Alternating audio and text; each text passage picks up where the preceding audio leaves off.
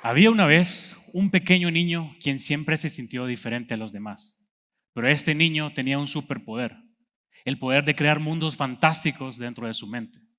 Podía trasladarse a ellos en cuestión de segundos, conocer nuevos amigos y vivir nuevas aventuras dentro de estos pequeños y fantásticos mundos. Su debilidad, volver a la realidad y hacer amigos ahí. Pero un día el niño descubrió los libros. Pasaba los días leyendo. En clases, en lugar de prestar atención, leía cuentos. A la hora del recreo, el niño salía corriendo a la biblioteca para conocer más de estos seres que habitaban en estos mundos extraordinarios. Desde un perro rojo gigante hasta un gato con sombrero mágico. El niño descubrió que habían otras personas con su mismo superpoder y vio que a través de las historias podía trasladar la fantasía y llevarla a la realidad. Las historias tienen un poder incomparable. Las historias nos permiten conocer más de nuestros antepasados, viajando a través del tiempo y el espacio. Las historias nos permiten sensibilizarnos y nos ayudan a ponernos en los zapatos de los demás. Las historias nos conectan unos con otros. Las historias tienen el poder de crear comunidad. Contar historias es inherente en los seres humanos. Lo hemos hecho desde el principio de los tiempos y lo hacemos en la actualidad a través de cada historia que publicamos en nuestras redes sociales. Contamos historia de manera natural, todo el día, todos los días, desde siempre y para siempre. Necesitamos contar historias porque somos seres orales diseñados biológicamente para comunicarnos.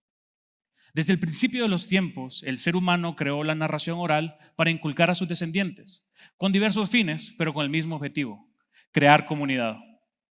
Dentro de una comunidad, el relato oral, antes de inculcarnos los valores morales y conductas apropiadas, nos formatea la mente para prepararnos para el doble sentido que casi todo va a tener en esta vida. Los valores morales y conductas apropiadas están encarnadas en los cuentos, transmitiendo valores simbólicos en forma de cuentos, mitos o leyendas. Y es a través de estas narraciones fantásticas que las enseñanzas penetran en nuestra mente. El cuento fluye libremente hacia las profundidades de nuestra personalidad y las profundidades de nuestro corazón. El ser humano creó los mitos con el fin de comprender estos misterios que resultaban incomprensibles en aquellas épocas. Y creó las leyendas sobre supuestos eventos pasados con el fin de inculcar un valor moral. Otro de los poderes que tienen los cuentos y las historias es que nos bota toda barrera mental del prejuicio. Nos doblegamos ante la fantasía y por ese breve momento en el que prestamos atención, todo es posible. Los adultos volvemos a ser niños y los niños se transportan a este mundo fantástico ubicado en el tiempo y en el espacio al que el narrador decida llevarnos. Estas historias que nos han sido heredadas por generaciones, más que inculcar valores, les enseñaba a ellos a entretenerse y a inculcar estos valores morales. Pero también estas historias forman parte de nuestra identidad cultural, porque es a través de estas historias que podemos conocer más de nuestros ancestros, la forma en la que vivían, sus creencias, cómo utilizaban las historias como un método de corrección moral y para comprender estos misterios que consideraban incomprensibles. Tlaloc, por ejemplo.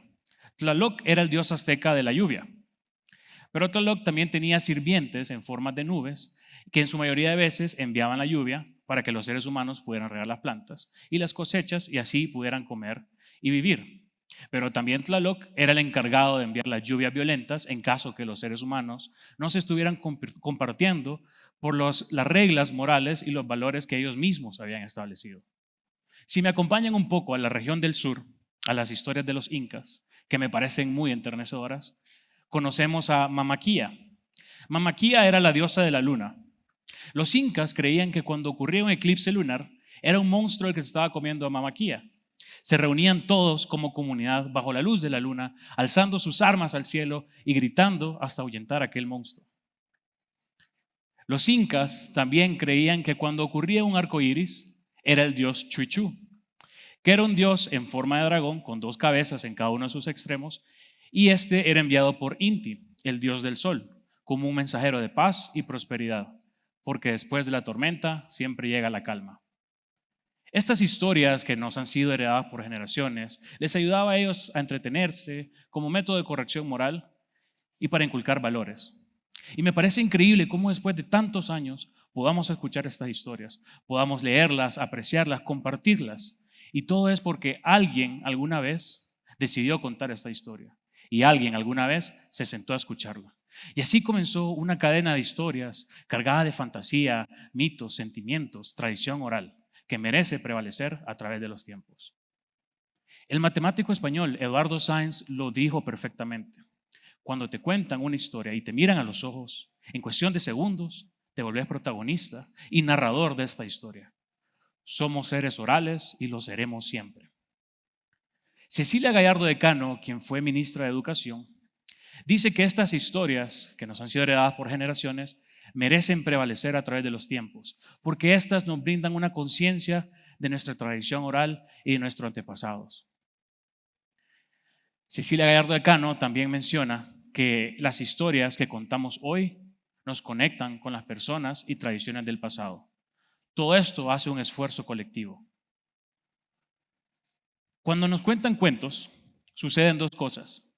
La primera es que nos transportamos como audiencia o como lector, dependiendo del caso, nos transportamos y nos sumergimos a este mundo fantástico al que el narrador nos está describiendo. Y la segunda es que nos identificamos. Como audiencia, nos identificamos con los personajes que existen en estos cuentos, a tal punto que sentimos que lo que le pasa a los personajes nos pasa a nosotros también. Y según la psicóloga Elizabeth Paluk, la transportación y la sensibilización son dos factores claves para generar empatía.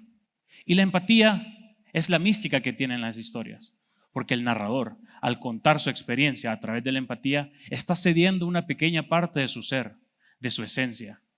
Y el receptor, al escucharla, hace suya esa historia y tiene la noble labor de seguirla contando de generación en generación.